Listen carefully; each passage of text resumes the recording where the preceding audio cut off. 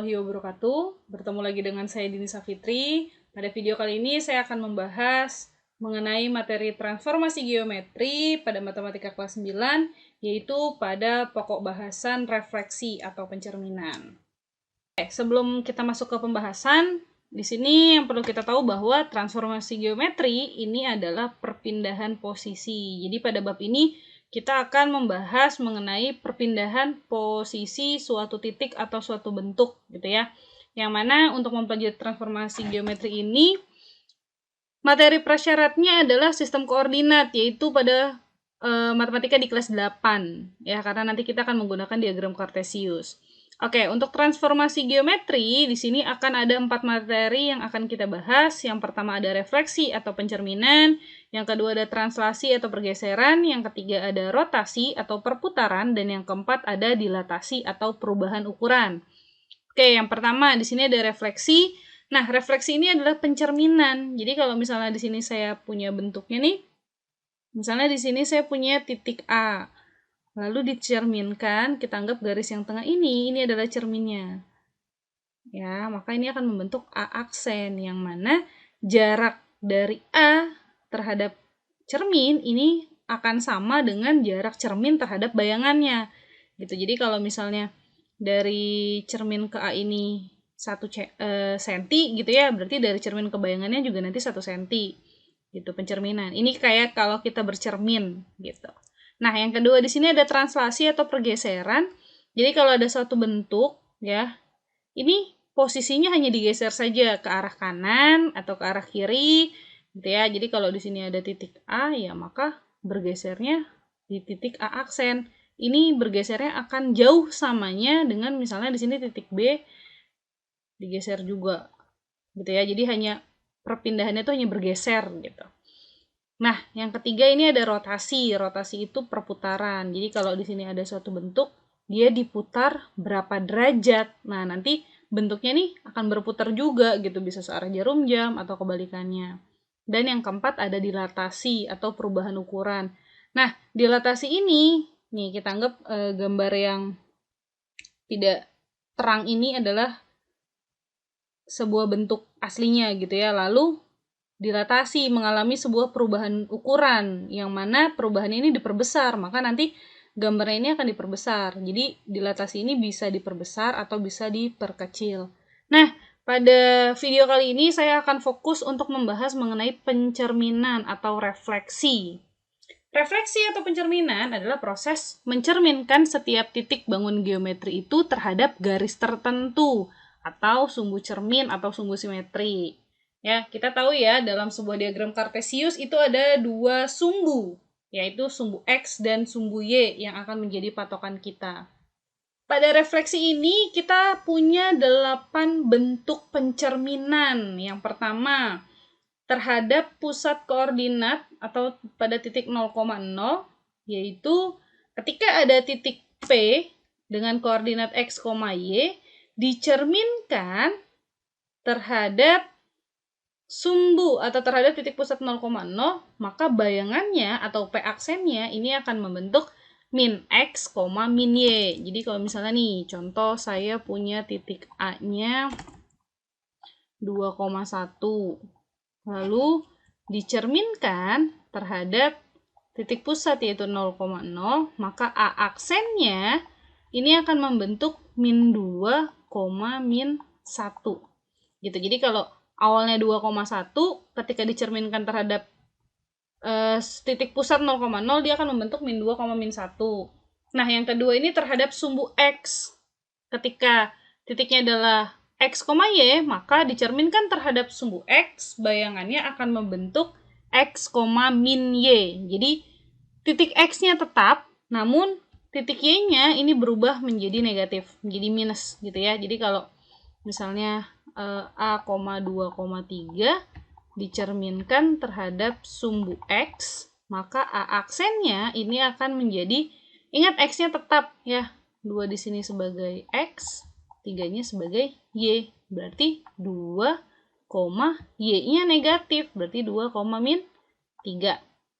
Nah, yang berikutnya yaitu terhadap sumbu Y.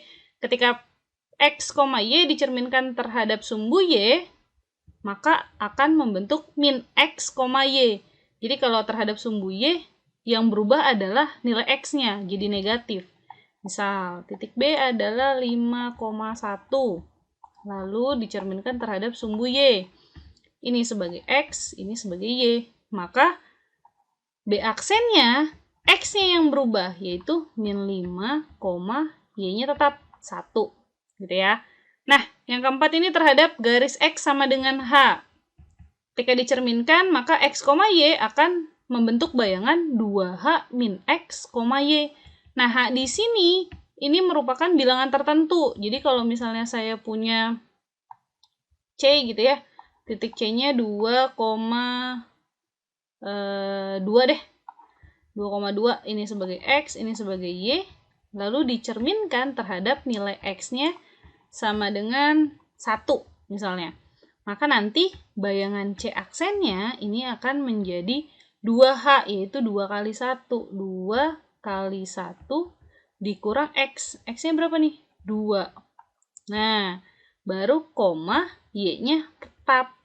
Berarti 2. Maka C aksennya 2 kali 1, 2 kurang 2, 0,2. Nah, gitu ya.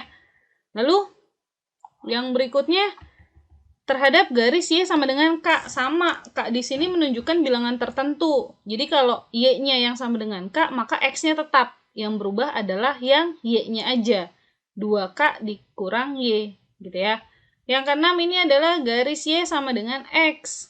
Ketika ada titik X, Y dicerminkan terhadap Y sama dengan X, maka bayangannya ini dibalik titiknya. Akan membentuk Y, X. Ya, jadi tinggal dibalik dari X, Y, maka bayangannya Y, X. Gitu. Nah, yang ketujuh ini terhadap garis Y sama dengan min X. Ketika ada titik X, Y dicerminkan terhadap Y sama dengan min X, maka bayangannya akan membentuk min Y, min X. Jadi, titiknya dibalik, lalu dikalikan dengan negatif, gitu ya. Ada negatifnya di sini.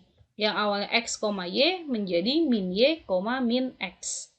Nah, yang terakhir ini terhadap titik A, B. Jadi, sebuah titik dicerminkan terhadap titik tertentu. Maka bayangannya akan menjadi 2A min X, 2B min Y. Nah, saya kasih contoh. Nah, ini ya. Misalnya saya punya titik A 2,5 lalu dicerminkan terhadap titik 1,2. Maka bayangannya atau A aksennya dia akan membentuk 2A. Ingat, ini X, ini Y, ini A, ini B. Ya. 2A berarti 2 dikali A-nya berapa nih? 1. Dikurang X. X-nya berapa? 2. Nah, koma 2B berarti 2 kali B-nya 2. Dikurang Y-nya berapa nih? 5. Nah, maka A aksennya ini sama dengan 2 kali 1, 2. Kurang 2, 0. 2 kali 2, 4. 4 kurang 5 min 1. Nah, jadi dari titik 2,5 dicerminkan terhadap 1,2, maka bayangannya akan menjadi 0, min 1. Ya. Oke, sekarang saya akan masuk ke contoh soal refleksi. Di sini, jika titik A 2,1 dicerminkan terhadap titik pusat 0,0, tentukan koordinat bayangannya. Nah, di sini saya sudah punya sebuah diagram kartesius, di mana ada dua buah garis ya, garis mendatar dan garis tegak atau horizontal dan vertikal. Nah, yang ini disebut sebagai sumbu X, dan yang ini adalah sumbu Y. Ya. Lalu titik A-nya ada di 2,1. Ingat, koordinat itu X, Y. X, Y. Berarti X-nya 2, Y-nya 1. Nah, kita cari dulu titiknya di sini. X-nya 2. Ini 2 ya. Berarti ke atas nih. Lalu Y-nya 1. Ini. Nah, titik potongnya adalah di sini. Maka ini adalah titik A, yaitu 2,1. Yang mana dicerminkan terhadap titik pusat 0,0 nih. 0,0 tuh ini. Gitu. Jadi kalau ini begini, ya, maka nanti bayangannya pun sama. Ya, Ingat rumus yang tadi.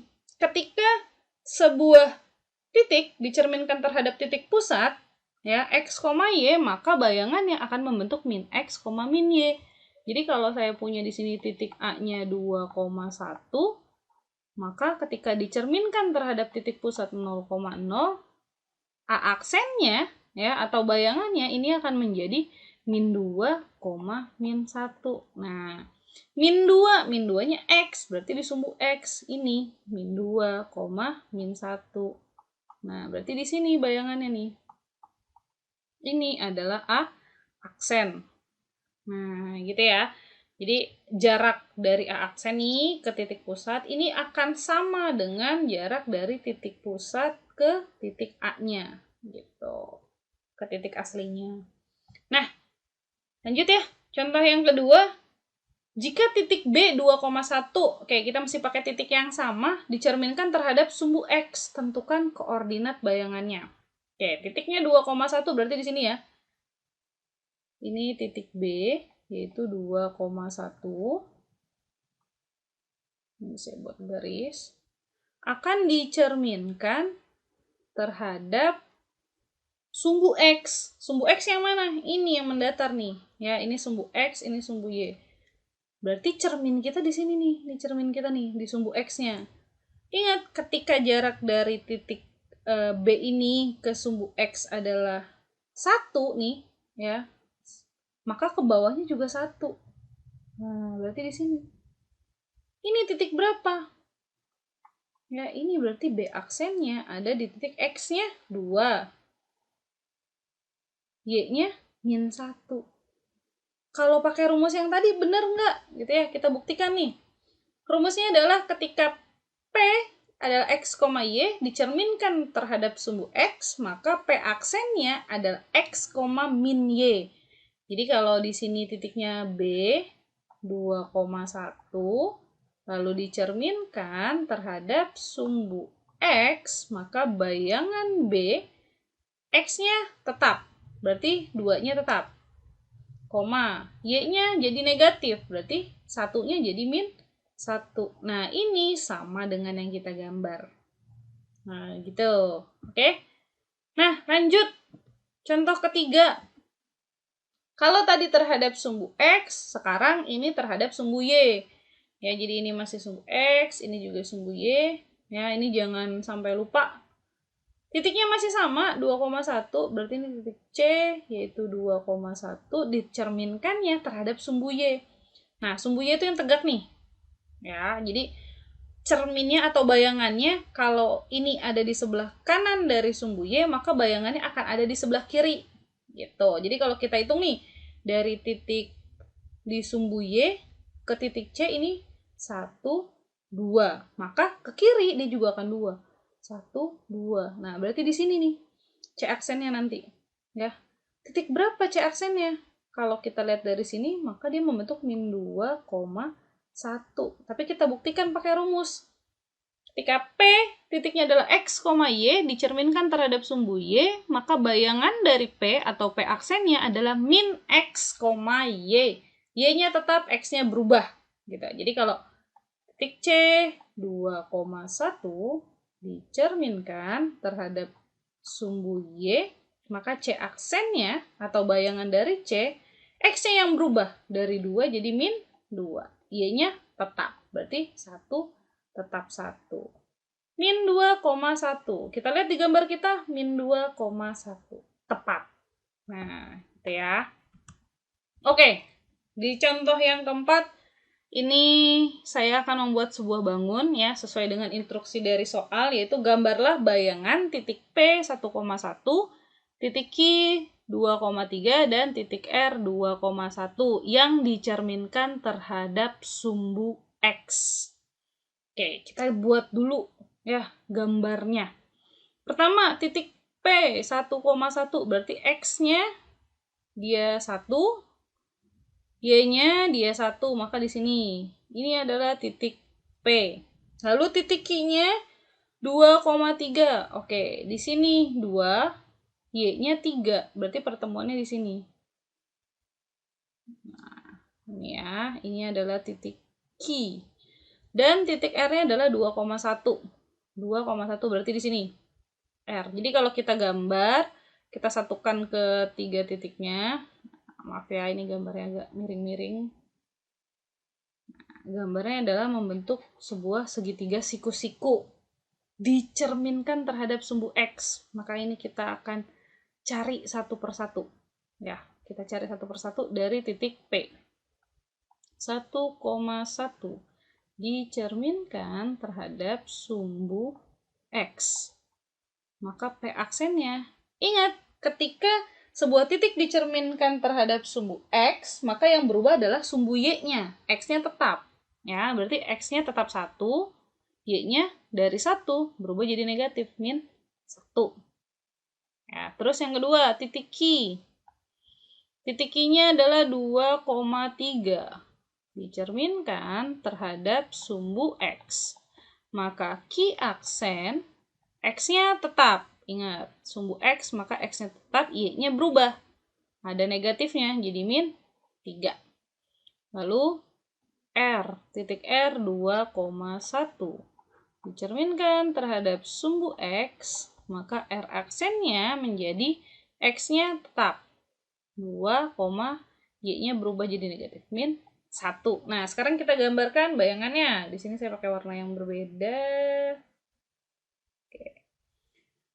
Titik P-nya 1,1, P aksennya 1, min 1, X-nya 1, Y-nya min 1. Berarti X-nya 1 tetap, Y-nya min 1. Nah, di sini ya, ini P aksen.